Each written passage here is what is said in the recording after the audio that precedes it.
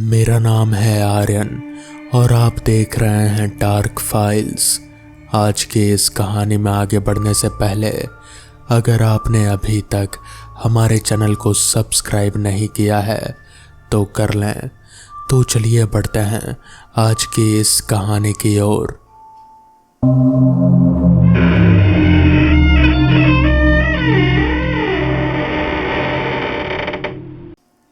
दिसंबर का महीना था। उत्तर भारत से आती हुई हवा में वो किस्म की ठंडक थी जो हड्डियों के पार उतर जाती है, न सिर्फ जिस्म में बल्कि कहीं उससे भी गहरे में। दीपक उस वक्त ट्रेन की खिड़की से बाहर देख रहा था और बाहर बस अंधेरा था। गांव की झिलमिलाती रोशनियां आती थीं और फिर गायब हो जाती थी, जैसे किसी ने माचिस जलाई और फूंक मार दी। दीपक मेहता 21 साल का लड़का इलाहाबाद के एक सरकारी कॉलेज में पढ़ता था। कदकाठी से दुबला पतला, चेहरे पर एक ऐसी सादगी जो पहली नज़र में भोली लगती थी, मगर आंखों में एक किस्म की समझदारी थी, वो किस्म की जो किताबों से नहीं जिंदगी के तजुर्बे से आती है। वो बड़ा रानी से था, एक छोटा सा शहर जहां उसके माँ बाप रहते थे। हॉस्टल की जिंदगी में उसने सीखा था कि लोगों पर आंखें मूंद कर भरोसा नहीं करते, मगर रघुवीर पर उसने हमेशा आंखें मूंदी थी। रघुवीर सिंह उसका रूममेट, उसका यार, उसका वो इंसान जिसके साथ रात के 2 बजे बेवकूफ़ी की बातें होती थी और सुबह की चाय एक ही गिलास में पी जाती थी। रघुवीर के चाचा की शादी थी कलमूड़ा गांव में। रघुवीर पहले ही चला गया था तैयारियों के लिए और दीपक को बाद में आना था। रघुवीर ने सब समझा दिया था, कौन सी ट्रेन पकड़नी है, किस स्टेशन पर उतरना है और ये भी कि वो किसी को लेने भेजेगा। दीपक ने ट्रेन में चढ़ते वक्त एक बार सोचा था कि यह ज़रूरी नहीं था, वो शादियों में जाने का आदमी नहीं था। भीड़ भाड़ और शोर शराबे से उसे हमेशा थोड़ी बेचैनी होती थी, मगर रघुवीर का ये कहना, बस तू आ जा यार वरना मेरा मन नहीं लगेगा, इस एक जुमले में कुछ ऐसा था जिसे ठुकराना उसके बस में नहीं था। 4.5 घंटे का सफ़र था। ट्रेन में ज़्यादा भीड़ नहीं थी।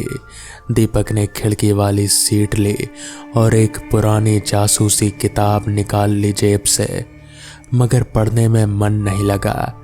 बाहर का अंधेरा कुछ ऐसा था जो आँखों को खींचता था। एक के बाद एक स्टेशन आते रहें और जाते रहें। हर स्टेशन पर थोड़ी रोशनी, थोड़ी आवाज़ और फिर वापस वही खामोशी। रात के करीब 8:15 बजे ट्रेन धीमी हुई। कलमूड़ा स्टेशन का नाम बोर्ड पर लिखा था, मगर जिस तरह से वो बोर्ड पुराना और धुंधला था, उससे लगता था जैसे ये नाम किसी ने बड़ी मेहनत से भुला दिया हो और कोई बहुत पुरानी याद से याद दिला रही हो। दीपक ने अपना बैग उठाया और डब्बे का दरवाज़ा खोलकर प्लेटफॉर्म पर कदम रखा।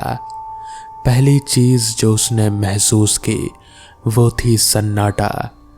ऐसा सन्नाटा जो सिर्फ आवाज़ की गैर मौजूदगी नहीं, ऐसा सन्नाटा जो खुद एक तरह की आवाज़ होती है।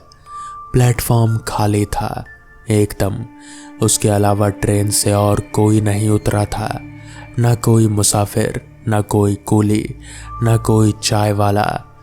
प्लेटफॉर्म पर एक पुरानी सी बेंच थी जिसका एक पाया टूटा हुआ था और दीवार पर एक बल्ब था जो जल बुझ रहा था, उस लय में जो किसी दिल की धड़कन जैसी लगती थी, मगर बीमार दिल जैसी। ट्रेन ने सीटी दी और रवाना हो गई। दीपक वहीं खड़ा रहा और ट्रेन की पटरियों पर दूर तक जाती रोशनी को देखता रहा। जब वो रोशनी भी गायब हो गई तो उसे पहली बार महसूस हुआ कि वो वाकई किसी ऐसी जगह है जिसे वो बिल्कुल नहीं जानता। उसने इधर उधर देखा। स्टेशन का कमरा बंद था, टिकट खिड़की पर ताला लगा था। प्लेटफॉर्म के बाहर जो रास्ता था वो अंधेरे में डूबा हुआ था। रघुवीर ने वादा किया था कि वो किसी को भेजेगा, मगर यहाँ तो दूर दूर तक कोई था ही नहीं। दीपक ने घड़ी देखी, 8:17। उसने सोचा थोड़ा इंतज़ार करता हूँ, शायद देर हो गई हो। उसने बैग ज़मीन पर रखा और वहीं टहलने लगा। पाँव की आवाज़ें प्लेटफॉर्म पर गूंज रही थे, खोखली, जैसे नीचे कोई और भी चल रहा हो। उसने ख्याल झटका और रघुवीर के घर का नंबर याद करने लगा। नंबर याद आया था। उसने सोचा एक बूथ ढूंढना होगा। वो पलटा और ठीक उसी लम्हे, जैसे किसी ने इंतज़ार में खड़े रहकर बस उसके पलटने का इंतज़ार किया हो, एक लड़का उसके सामने खड़ा था। इतना अचानक था कि दीपक का दिल एक धड़कन के लिए रुक गया। लड़का दीपक की ही उम्र का था, 19-20 साल, दुबला सांवला, बालों में धूल थी और एक पुरानी मटमैली शर्ट और तहमद पहने था। चेहरे पर कोई भाव नहीं था, ना घबराहट ना मुस्कुराहट, बस एक खाली सी शांति जो किसी भी जिंदा इंसान के चेहरे पर कम ही होती है। आप दीपक भैया हो? आवाज सामान्य थी, ना धीमी ना तेज, बस साफ।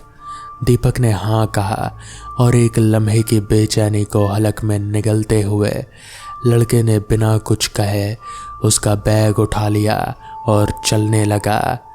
दीपक उसके पीछे हो लिया। बाहर का मंजर प्लेटफॉर्म से भी ज्यादा सूना था। ना कोई गाड़ी, ना कोई रिक्शा, ना कोई दुकान जिसकी आंच से रोशनी आ रही हो। सड़क, अगर उसे सड़क कहा जा सकता था, कच्ची थी, मिट्टी और पत्थर से बनी। दोनों तरफ बड़े बड़े पेड़ थे जो अंधेरे में एक दूसरे से मिलते मिलते लगते थे, जैसे एक छत बना रहे हों, एक काली संगन छत। दीपक ने सोचा ये गांव है, गांव में ऐसा ही होता है, रात होने पर सब बंद हो जाता है। मगर उसके भीतर कुछ था, एक बहुत बारीक सी बेचैनी जो किसी कीड़े की तरह रेंग रही थी। कुछ देर चलते रहे। लड़के ने अचानक पूछा, बगैर पीछे मुड़े। आवाज में एक हल्की सी दोस्ताना गर्माहट थी। बड़ा रानी से यहाँ तक का सफर तो लंबा रहा होगा भैया। दीपक ने कदम रोके, भीतर कुछ खींचा। तुम्हें कैसे पता कि मैं बड़ा रानी से आ रहा हूं? लड़के ने एक पल रुक कर कहा कि रघुवीर भैया ने बताया था। जवाब सीधा था, मगर कुछ था उसमें जो ठीक नहीं बैठ रहा था। दीपक खुद भी नहीं जानता था कि क्या।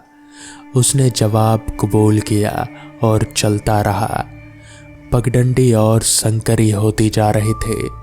दोनों तरफ के पेड़ ऐसे झुकाए थे कि आसमान बस एक पतली सी लकीर रह गया था।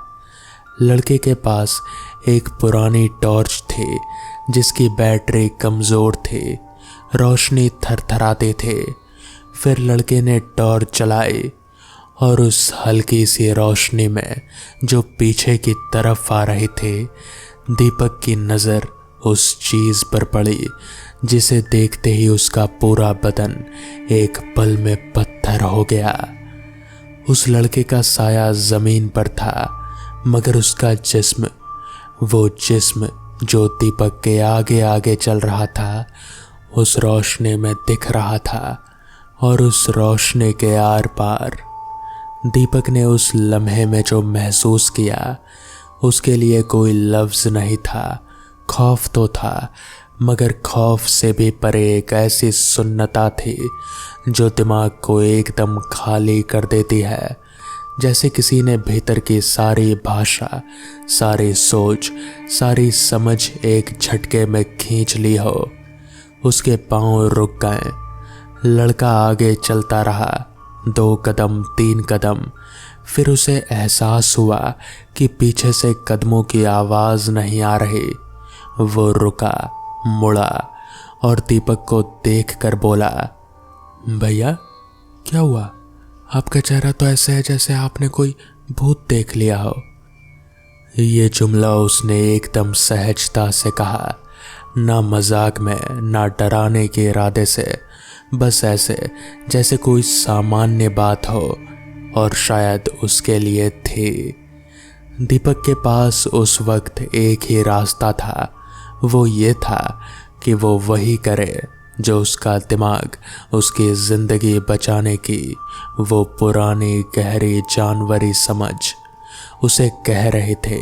ये दिखाओ कि तुमने कुछ नहीं देखा, ये दिखाओ कि सब ठीक है, ये दिखाओ कि तुम वैसे ही हो जैसे 2 मिनट पहले थे।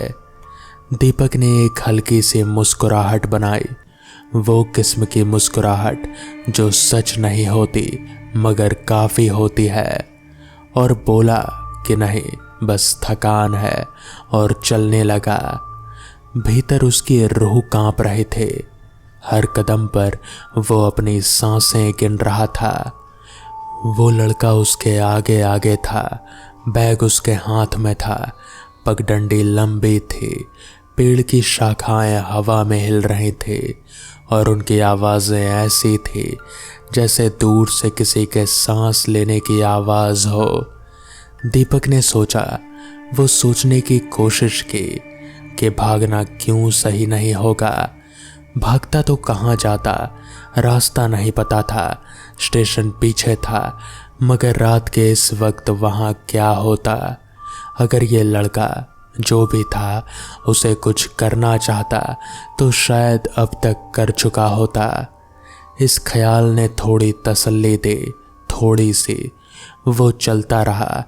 करीब 15-20 मिनट के बाद जब गांव की पहली रोशनियां दिखी, घरों के बाहर टंगी लालटेनें जिनकी पीली नारंगी लौ हवा में कांप रही थी, तो दीपक की सांस में पहली बार थोड़ी जगह बनी। मगर उससे पहले कुछ हुआ। लड़के ने रुककर अचानक दीपक का बैग जमीन पर रख दिया, धीरे से, करीने से, और उसने कहा कि वो घर जो 2 मंजिला है वही रघुवीर भैया का है। दीपक आगे जाए। दीपक ने सिर हिलाया, और वो आगे बढ़ा, बैग उठाया और पीछे मुड़कर नहीं देखा, एक बार भी नहीं। रघुवीर के घर का दरवाज़ा खटखटाते वक्त दीपक के हाथ कांप रहे थे। आवाज़ें दरवाजे के दूसरी तरफ से आ रही थी। शादी की तैयारियों का शोर, बर्तनों की खनखनाहट और किसी औरत का हंसना। जब दरवाज़ा खुला तो रघुवीर सामने था। उसका रघुवीर, उसका यार। तो दीपक को पहली बार महसूस हुआ कि उसकी आंखें नम हो रही हैं। रघुवीर ने माथे पर हाथ मारा और तुरंत माफ़ी मांगी। तैयारियों में इतना काम था कि लेने भेजना बिल्कुल दिमाग से निकल गया। उसे बहुत बुरा लग रहा था। दीपक ने उसे रोका और सब बताया। रघुवीर ने पहले उसे पानी दिया, फिर चाय, फिर वो बस सुनता रहा, बीच में बिना कुछ बोले।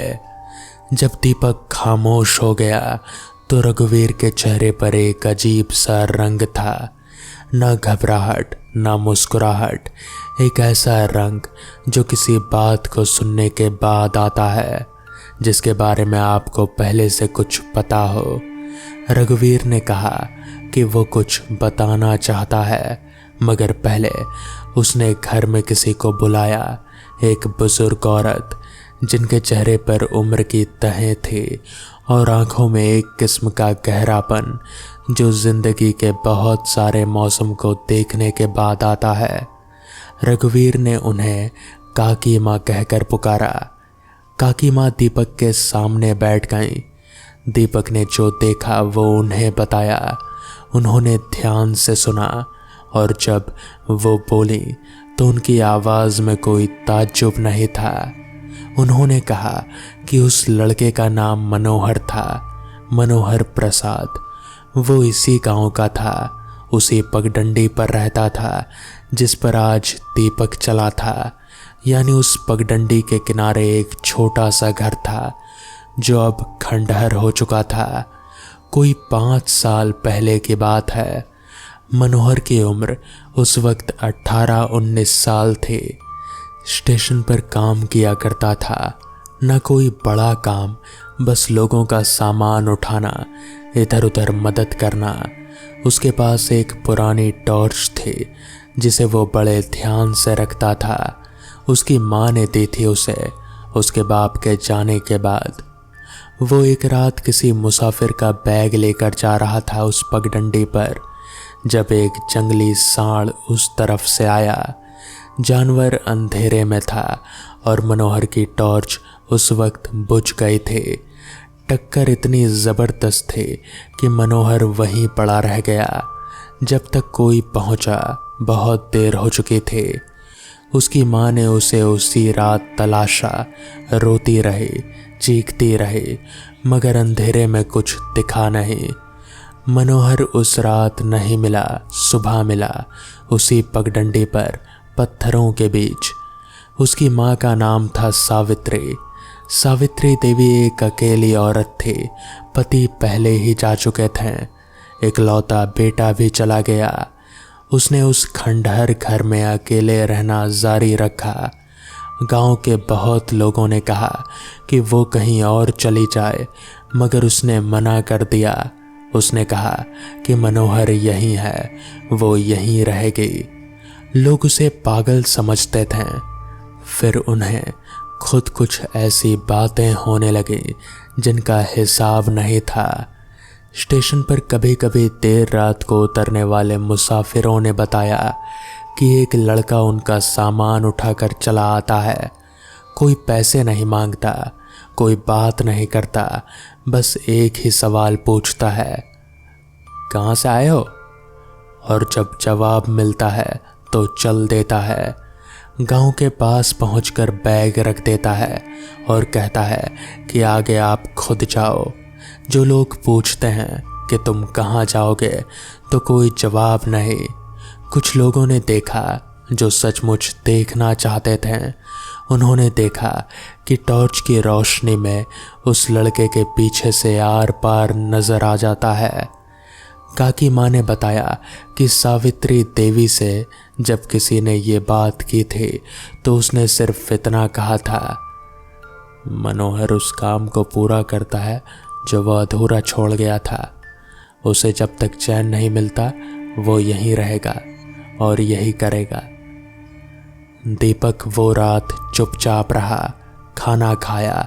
शादी की रस्में बाहर से आती रहीं। बाजे की आवाज़ें, औरतों के गाने, बच्चों की किलकारियाँ, जिंदगी वहाँ पूरे जोर पर थे। मगर दीपक के भीतर एक बहुत गहरी खामोशी थी। उसने सोचा कि मनोहर ने उसका बैग उठाया था, अंधेरी पगडंडी पर उसके साथ चला था, उसे सही जगह पहुंचाया था और जब काम हो गया तो बैग रख कर चला गया, ठीक वैसे ही जैसे एक जिंदा इंसान करता, ठीक वैसे ही जैसे शायद वो हमेशा करता था जब तक जिंदा था। अगले दिन शादी थे, रंग थे, रौनक थी, लोगों का जमावड़ा था। दीपक भी उसमें शामिल हुआ। रघुवीर के साथ हंसा, खाना खाया, तस्वीरें खिंचवाई।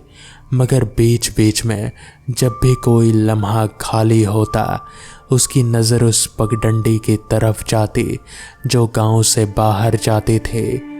वो पगडंडी दिन में बिल्कुल सामान्य लगती थी, धूप में नहाई हुई, धूल में लिपटी हुई। मगर दीपक जानता था कि रात को वो अलग होती है। शादी के 2 दिन बाद दीपक को वापस जाना था।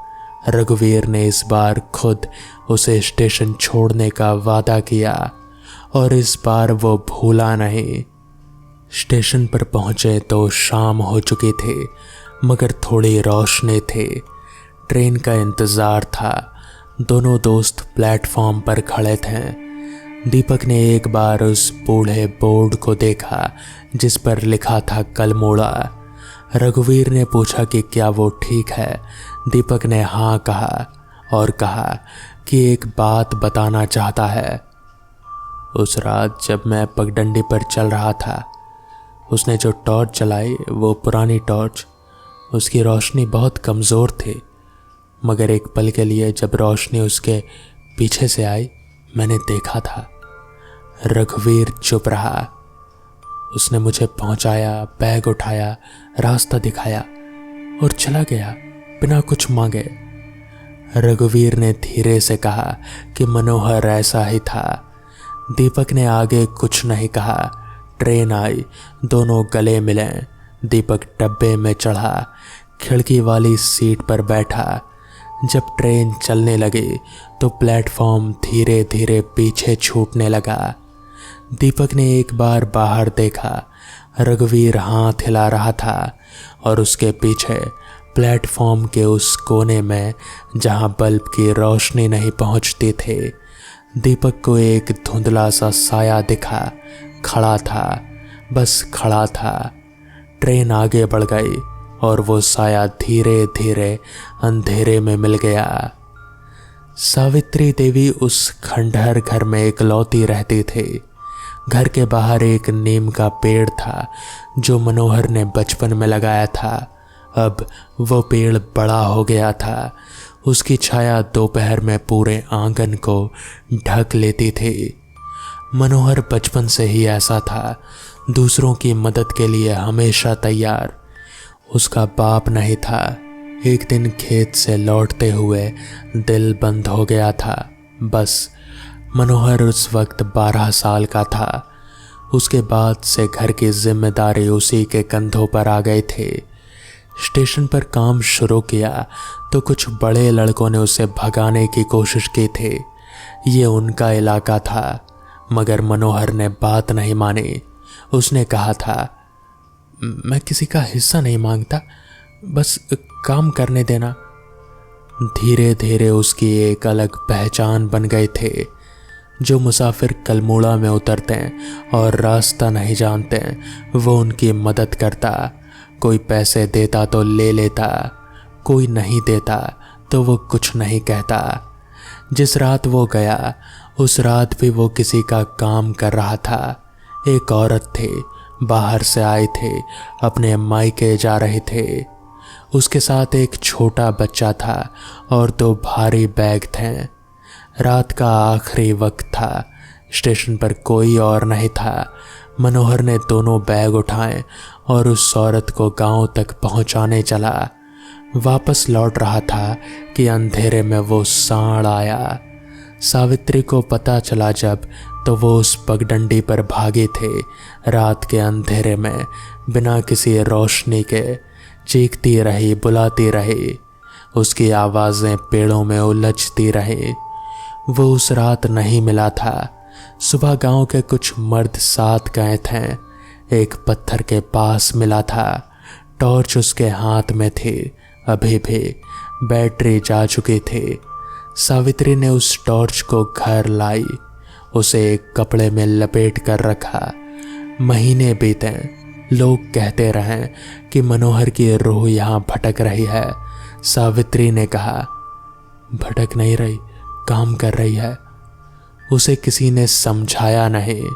जो वो पहले से जानते थे कि मनोहर वो काम कभी नहीं छोड़ता जो उसने हाथ में ले लिया हो, चाहे कुछ भी हो जाए। दीपक उसके बाद कभी कलमोड़ा नहीं गया, मगर उसने एक काम किया जो उसने किसी को नहीं बताया, ना रघुवीर को ना किसी और को। वापस घर पहुंचकर उसने एक छोटा सा पत्र लिखा। उसमें कोई खास बात नहीं थी, बस इतना कि एक रात किसी ने उसकी मदद की थी और उसे उसकी ज़रूरत थी और वो उसका शुक्रगुजार है। पत्र उसने एक लिफाफे में बंद किया, लिफाफे पर पता लिखा, सावित्री देवी, कलमोड़ा गांव, और भेज दिया। उसे नहीं पता था कि पत्र पहुंचेगा या नहीं। उसे नहीं पता था कि सावित्री देवी अब भी वहां है या नहीं, मगर उसे ये पता था कि कुछ कर्ज होते हैं जो चुकाए नहीं जा सकते, सिर्फ स्वीकार किए जा सकते हैं। कलमोड़ा स्टेशन अब भी वैसा ही है, वही टूटी हुई बेंच, वही टिमटिमाता बल्ब, और कभी कभी जब रात की आखिरी ट्रेन वहाँ रुकती है और कोई अकेला मुसाफिर उतरता है तो प्लेटफॉर्म पर एक लड़का खड़ा मिलता है। एक पुरानी मटमैली शर्ट, तहमत, बालों में धूल। वो एक सवाल पूछता है, बैग उठाता है, रास्ता दिखाता है और गांव की रोशनियां दिखने से पहले चला जाता है। उसकी टॉर्च की बैटरी हमेशा कमज़ोर होती है और उसका नाम, जो कुछ लोग जानते हैं जो कुछ नहीं जानते, मनोहर है। कुछ रूहें इसलिए नहीं भटकती कि उन्हें कहीं जाना है, वो इसलिए रहती हैं क्योंकि उन्हें यहाँ कुछ करना है। तो दोस्तों, ये थी आज की कहानी। कैसी लगी आपको ये कहानी मुझे कमेंट्स में ज़रूर बताएं। तो मैं आपका दोस्त आर्यन जल्द ही मिलूँगा आपसे ऐसी ही किसी नई कहानी के साथ। तब तक के लिए अपना ख्याल रखें और देखते रहें डार्क फाइल्स।